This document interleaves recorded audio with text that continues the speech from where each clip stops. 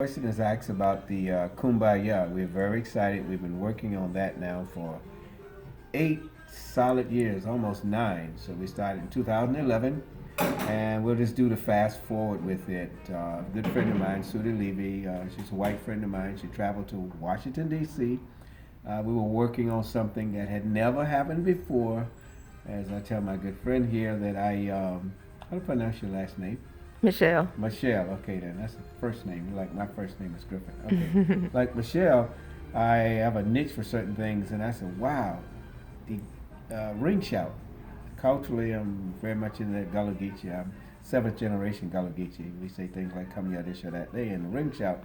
So I petitioned the government about the ring shout, and I petitioned out of London, England, the Guinness Book of World Record. No one had ever attempted to do the ring shout. So crazy as we are, we petitioned to do that. So we set the Guinness Book of World Record in 2011, and Masudi Levy, a white friend of mine, had brought me some things from the Library of Congress and asked me did I know about it. First it was the Lotsons, then it was Amelia Dolly, which dealt with the song that came from West Africa that ties us officially to West Africa. Mende song, Waka Moon or Kumbaya. And then she asked me about this come by here on the piece of paper. Did I know anything about any of that? I'm like, well, I'm not sure. She gave me the paper. First thing I did was research my father, my grandfather, because I saw a Robert Lotson. And you would think it would have been the Kumbaya, but my family was more interesting to me. And at the Library of Congress, I didn't know any of us in the family had anything to do with it. So fast forward with the Kumbaya, after I did that, then I did research the Moran family and the Waka Mona song, Mende song. And then I researched my family and I said, oh my God, that's my grandfather, 1926. Wow. Had no idea anybody in my family did anything for the Library of Congress. Fast forward from that, and then we researched and found the Kumbaya. I used to have to buy everything, and after the Library of Congress found out we had a little bit of skills and maybe can help them, and they started giving me everything. I didn't have to buy anymore. So I got the copy of the original Kumbaya, the one that's not online, but in the archives in Washington.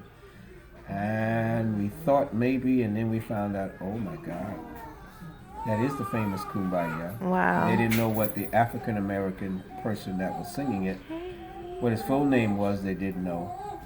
And they didn't understand the words. And so I knew where it was. I knew what city it was recording in and what day it was because he said it. The trick was for over 90 years, the whites or Europeans never talked to a Gullah Geechee. To me, it was second nature. When I listened, he said his name is Henry Wiley. They didn't know where he was from. Maybe somewhere in Georgia, maybe near there in Georgia. He said his name is Henry Wiley. Darien, Georgia. Darien, Georgia. Of course, he said it in the dialect, in high pitch, old Edison recorder, scratchy. But to me, it was, I heard it all my life. It was another language to everybody else.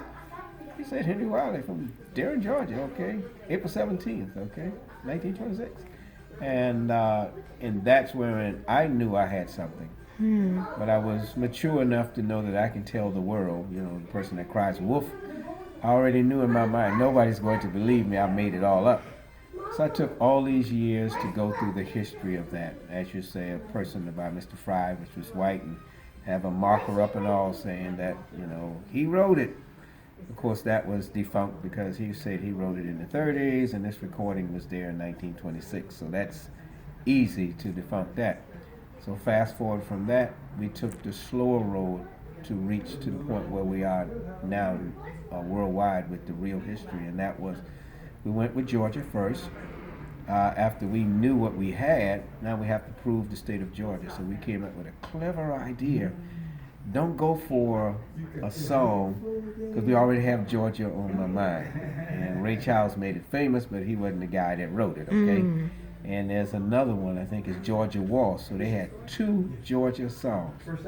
So why compete with that? You're not going to win. It's too popular. So I did research, and we found something. I said, aha, let's try to see if we can have Georgia first historical song. We hit the jackpot. I knew legislators, so I started talking to my legislators friends. Can we get an amendment? Can we make this happen? And so I offered it to them. They got famous for presenting the proclamation or the decree, and the rest is history. We were on Capitol Hill in Atlanta. All of this is still online now. You just punch in Kumbaya and Griffin Lotson, Kumbaya and State Senate, and it will pop up video and all. Then we use that with my connections to Washington to push it nationwide, which will push it worldwide. So Congress got it. Buddy Carter, right here from Savannah, Georgia. They loved it. And as they say, the rest is history. We're getting phone calls from around the world. We've done BBC World News. We've done Sweden, and I can't even speak the Swedish language. New York Times.